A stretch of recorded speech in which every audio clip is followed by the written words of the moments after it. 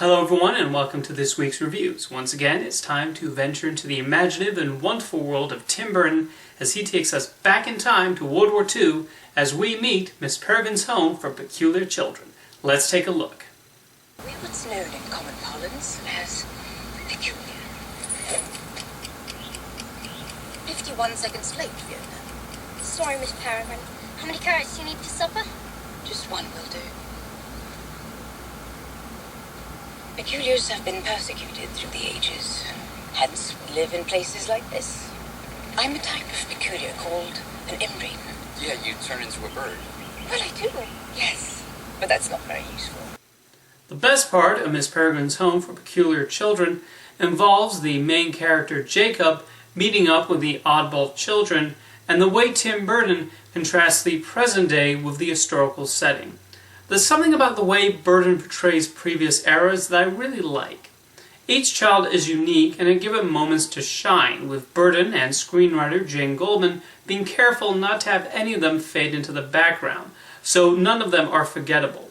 Ava Green is a delight as Miss Peregrine, enunciating every piece of dialogue with either excitement or awareness of the dangers ahead. The backstory of the villains is also creative, and Burton definitely ups the creepiness factor here and does well in showing, yes, these are a real threat and baddies not to be trifled with. Being a Burton film, it unsurprisingly is visually brilliant. Tim Burton has never made an ugly film, as each one is its own special painting, with maybe the exception of Planet of the Apes, which I consider his only generic film. The production team, especially costume designer Colleen Atwood and director of photography Bruno Debanel, do a marvelous job bringing the world of Miss Peregrine to life. Surprisingly, Danny Elfman did not write the score for this film, but the two composers who take over managed to ape his style pretty well.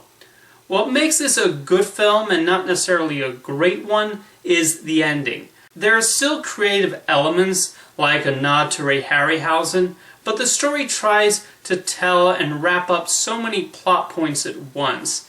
And this being a time travel story, things do get rather loopy here. Once you begin to think about it, it's easy to get a headache.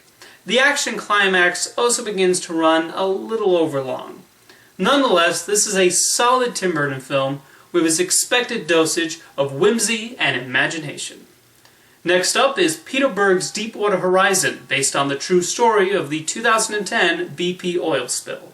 She put a whoop-ass on Maggie and her penguin. Get out of here. She did. Huh? And she did it all without this? No! That is a genuine dinosaur tooth. You're a good man, Mike. Mike, what is that? Is everything okay? Mike. I'm going back! I'm going back!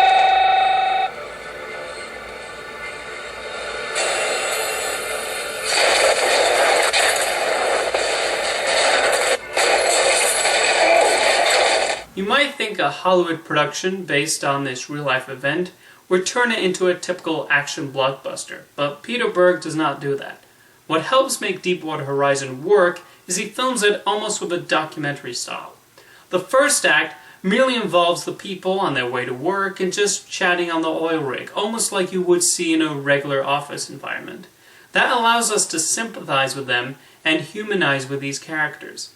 Even John Malkovich's character, a white-collar BP employee who gives one suggestion too many, is not really a villain.